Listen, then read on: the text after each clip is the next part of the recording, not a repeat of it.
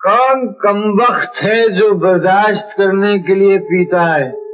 मैं तो पीता हूं कि बस सांस ले सकूं। इस असफल प्रेमी, इस शराबी देवदास को देखने के लिए लोग बार बार सिनेमा हॉल का रुख करते। इस फिल्म में मोहम्मद रफी का भी एक गाना है। रफी साहब का यह गाना बैकग्राउंड में इस्तेमाल किया गया है। कहीं अभी जाएंगे।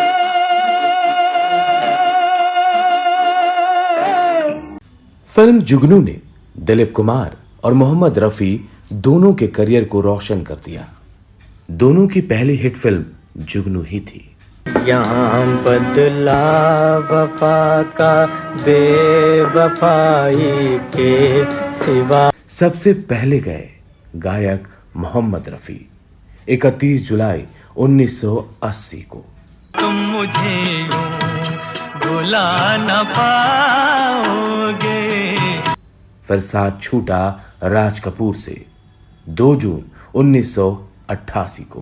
भूलोगे तुम, भूलेंगे वो, पर हम तुम्हारे रहेंगे सदा। फिर दुनिया को अलविदा कहा सदाबहार हीरो देवानंद ने। तारीख थी 3 दिसंबर और साल था 2011। जगह लंदन। जिंदगी का साथ निभाता चला गया। और लगभग 10 साल बाद मुंबई से खबर आई दिलीप साहब चले गए। हिंदुस्तान का कोहिनूर चला गया। 98 साल का सफर एक झटके में खत्म हो गया। तेरा वजूद है अब सिर्फ दास्तां के लिए।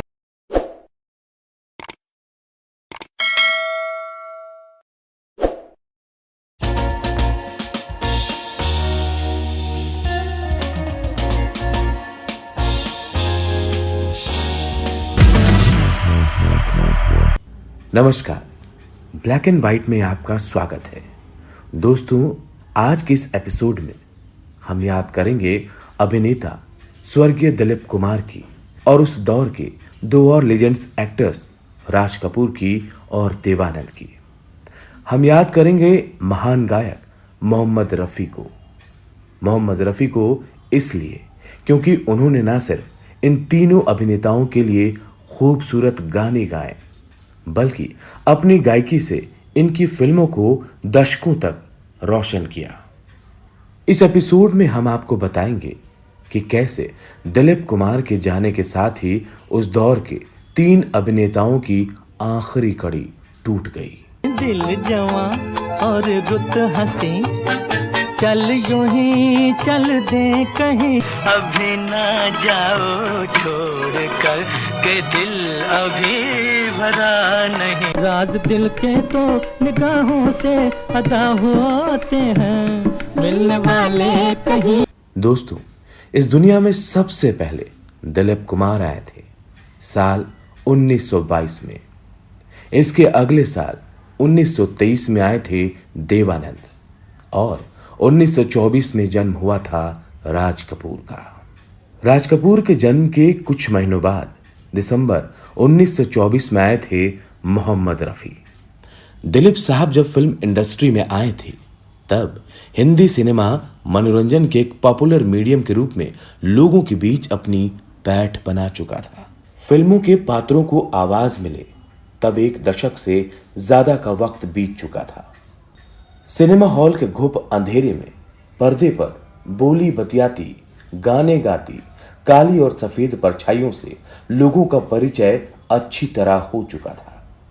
देश तब आजाद नहीं हुआ था, लेकिन सिनेमा का जादू लोगों के सर चढ़कर बोलने लगा था। ऐसे में पर्दे पर एक नौजवान आया, दिलीप कुमार। फिल्म थी बॉम्बे टॉकीज की ज्वार भाटा। साल था 1944। फिल्म कब आई और कब गई इसका किसी को पता तक नहीं चला। फिल्म के हीरो दिलीप कुमार को भी किसी ने नोटिस नहीं किया। 2 साल बाद दिलीप कुमार की फिर एक फिल्म आई, जुगनू। महीना था मई और साल था 1947। यह फिल्म हिट हो गई और दुनिया जान गई कि दिलीप कुमार कौन है। फिल्म जुगनू से दुनिया ये भी जान गई कि मोहम्मद रफी कौन है, क्योंकि गायक के तौर पर मोहम्मद रफी की पहली हिट फिल्म जुगनू ही थी। इस फिल्म में दिलीप कुमार के लिए गाया गया मोहम्मद रफी का ये युगल गीत काफी लोकप्रिय हुआ था। यहाँ बदला वफा का बेवफाई के सिवा। इस गाने में मोहम्मद रफी का साथ दिया है नूरजहां ने। वो दिन जब याद आते हैं। फिल्म जुगनू के लिए रफी साहब ने जब ये दर्द भरा गाना गाया था तो उस वक्त उनकी उम्र थी मात्र 25 साल, दिलीप कुमार से 2 साल कम। फिल्म के नायक दिलीप कुमार के लिए रफी साहब ने अपनी आवाज में इतना दर्द पैदा किया कि दिलीप कुमार का ये कैरेक्टर लोगों के दिलों पर छा गया। आगे चलकर यही दिलीप कुमार ट्रेजेडी किंग बने। मोहब्बत में भी धोखा है। तभी हिंदी सिनेमा में एक और सितारे का उदय हुआ। इस सितारे का नाम था देवानंद। देवानंद दिलीप कुमार से महज 1 साल छोटे थे। देवानंद की पहली हिट फिल्म थी जिद्दी। यह फिल्म आई थी 1948 में। ये कौन आया रे करके ये 16 सिंगार। इस गाने में किशोर कुमार का साथ दिया है लता मंगेशकर ने। वहाँ कैसे पहुँचेगी मेरी पुकार, राजा मेरी पुकार। हिंदी फिल्मों में दिलीप कुमार और देवानंद अपने सफर पर निकल चुके थे। तभी एक और एक्टर ने दस्तक दी जिसका नाम था राज कपूर। आवारा हूँ। राज कपूर के बतौर नायक पहली फिल्म तो 1947 में आई नीलकमल थी, लेकिन उनकी पहली हिट फिल्म थी अंदाज, जो आई थी 1949 में। इस फिल्म में राज कपूर के साथ दिलीप कुमार भी थे। फिल्म की कहानी में प्रेम त्रिकोण था। अंदाज राज कपूर की शुरुआती फिल्म थी। इस फिल्म में दिलीप कुमार के लिए गाया था मुकेश ने। झूम झूम के नाचो आज गाओ खुशी के गीत। इस फिल्म में मोहम्मद रफी भी मौजूद हैं। उनकी आवाज मिली थी राज कपूर को। राज दिल के तो निगाहों से अदा होते हैं, मिलने वाले कहीं। दोस्तों, यहां यह बताना ठीक रहेगा कि संगीतकार अनिल विश्वास और नौशाद दोनों ने दिलीप कुमार की शुरुआती फिल्मों में उनके लिए मुकेश से गाने गवाए थे। 1949 में आई फिल्म शबनम में संगीतकार SD बर्मन ने भी दिलीप कुमार के लिए मुकेश को ही चुना था। दिलीप कुमार भी तब अपने लिए मुकेश की आवाज को पाकर खुश थे। उर्मिला लांबा द्वारा दिलीप कुमार पर लिखी गई biography life and films of Dilip Kumar में इस बात का साफ जिक्र है। दिलीप कुमार मुकेश की आवाज पाकर खुश थे, लेकिन तब किसी को नहीं पता था कि कौन किसके लिए सही है, क्योंकि तय तो वक्त करता है।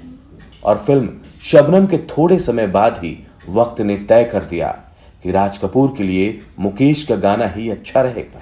फिल्म शबनम के कुछ समय बाद आने वाली फिल्मों में मुकेश और मोहम्मद रफी दोनों की भूमिकाएं बदल गई।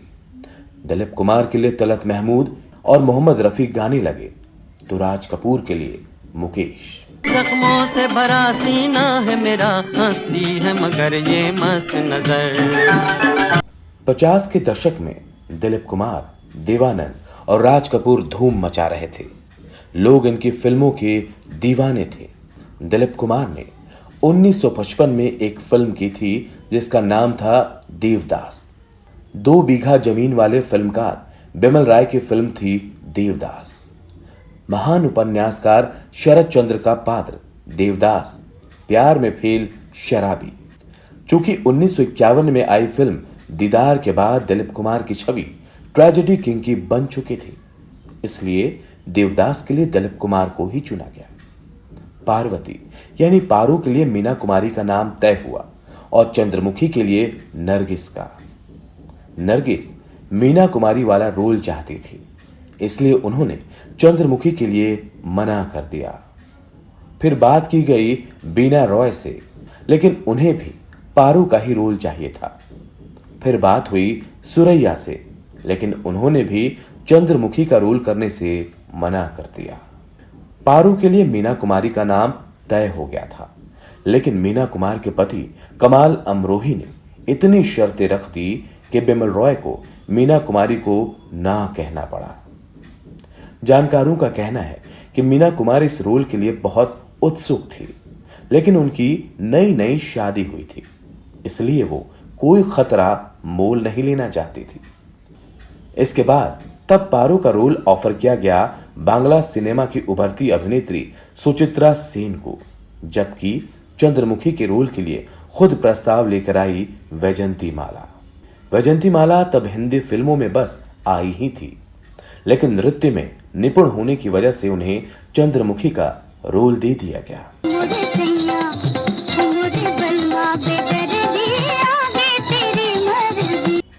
दोस्तों, देवदास का विस्तार से जिक्र इसलिए जरूरी है क्योंकि ये फिल्म दिलीप कुमार की बेस्ट फिल्मों में से एक है। फिल्म देवदास का विस्तार से जिक्र इसलिए भी जरूरी है क्योंकि इस फिल्म से उस दौर के बहुत से कलाकार फनकार जुड़े थे और देवदास के जरिए पता लग जाता है कि तब उस समय वो फनकार अपने करियर में कहां खड़े थे और वहां से उनका रास्ता किस तरफ गया। इस फिल्म में दिलीप कुमार के लिए एस.डी. बर्मन ने तलत महमूद को चुना था क्योंकि तलत महमूद की आवाज देवदास पर सूट करती थी।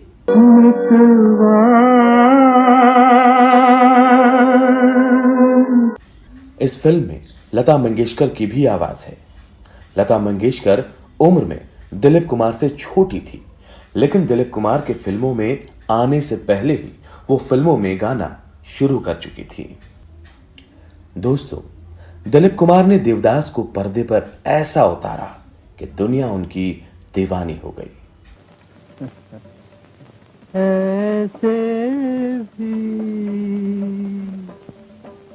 इस असफल प्रेमी, इस शराबी देवदास को देखने के लिए लोग बार बार सिनेमा हॉल का रुख करते और कई बार देख लेने के बाद उनका फिर जी करता और एक बार फिर देवदास दिखाते। इस फिल्म में मोहम्मद रफी का भी एक गाना है। रफी साहब का यह गाना बैकग्राउंड में इस्तेमाल किया गया है। कहीं अभी जाएंगे।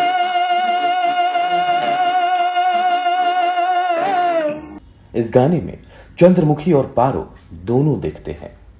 दोस्तों, दिलीप कुमार दुनिया वालों को देवदास देकर आगे बढ़ गए, लेकिन लगभग ठीक उसी समय राज कपूर की फिल्म श्री 420 देश भर के सिनेमा हॉल में धूम मचा रही थी। मेरा जूता है जापानी, ये पतलून इंग्लिस्तानी, सर पे लाल टोपी रूसी। तानी उनके पात्र में अपनी झलक देखता था। बाजार राज कपूर का दीवाना था। उस दौर में उनकी लगभग हर फिल्म रिटर्न के मामले में पिछली फिल्म का रिकॉर्ड तोड़कर आगे बढ़ती थी। सब कुछ सीखा हमने, ना सीखी होशियारी, सच है दुनिया वालों। जब दिलीप कुमार और राज कपूर सफलता के नित्य नए रिकॉर्ड बना रहे थे, तो देवानंद भी 1951 से ही लगातार एक के बाद एक हिट और सुपर हिट फिल्में दिए चले जा रहे थे। सुन जा दिल की दास्तां, अभी ना जाओ छोड़ कर के दिल अभी भरा नहीं। 60 के दशक में इन तीन सितारों ने अपनी रोशनी खूब बिखेरी। राज कपूर के लिए कमोबेश मुकेश ही गाते रहे, लेकिन दिलीप कुमार और देवानंद के लिए मोहम्मद रफी ने ऐसा गाया कि दुनिया तो उनकी दीवानी हुई ही। दिलीप कुमार और देवानंद भी रफी साहब के मुरीद हो गए। दिल दिया दर्द लिया, दिल दिया दर्द लिया, अब तेरी राह से बेगाना चला जाएगा। ओ खोया खोया चांद। 70 के दशक आते आते एक नई पीढ़ी आ गई, फिल्म देखने वालों की भी और अभिनेताओं की भी। लेकिन 70 के दशक में भी इन तीनों अभिनेताओं का जादू खत्म नहीं हुआ। मोहम्मद रफी का जलवा भी कमोबेश हमेशा की तरह बरकरार रहा। दुनिया 70 के दशक में भी उन्हें दम साध कर सुनती रही। न तू ज़मीं के लिए है न आसमां के लिए, तेरा मन तेरा प्यासा, मेरा मन तेरा। फिर आया 1980, महीना जुलाई। 31 जुलाई 1980 को मोहम्मद रफी ने इस दुनिया को अलविदा कह दिया। जगह मुंबई। तब उनकी उम्र थी मात्र 55 साल। दिलीप कुमार, देवानंद और राज कपूर को अपनी आवाज देने वाला यह शख्स हमेशा हमेशा के लिए खामोश हो गया। तुम मुझे यूं भुला न पाओगे। वक्त का कारवां चलता रहा। हिंदुस्तान के हर शहर, हर कस्बे में, सिनेमा हॉल में फिल्म देखने वालों की भीड़ पहले की ही तरह उमड़ती रही। फिर आया साल 1988, महीना जून, तारीख 2, जगह नई दिल्ली। 2 जून 1988 को हिंदुस्तान का सबसे बड़ा शोमैन राज कपूर 63 साल की उम्र में इस दुनिया को छोड़कर चला गया। कल खेल में हम हो न हो, गर्दिश में तारे रहेंगे सदा। वक्त का पहिया घूमता रहा। फिल्में हिट होती रही, सुपर हिट होती रही। लेकिन एक दिन अचानक लंदन से एक बुरी खबर आई। सदाबहार हीरो देवानंद सबको छोड़ दूसरी दुनिया को कूच कर गए। दिन था 3 दिसंबर 2011, जगह लंदन। देवानंद की तब उम्र थी 88। जिंदगी का साथ निभाता चला गया। वक्त बदला, लोग बदले, चेहरे बदले, मिजाज बदला। सिनेमा हॉल में भीड़ कम होने लगी। समय कुछ और आगे बढ़ा। लोग फिर बदले, मिजाज फिर बदला। सिनेमा हॉल खत्म हो गए, लेकिन फिल्में जिंदा रही। फिर एक दोपहर मुंबई से खबर आई, दिलीप कुमार चले गए। दिलीप साहब चले गए। 98 साल का उनका सफर एक झटके में खत्म हो गया। हमें डर है हम खो न जाए कहीं, सुहाना सफर।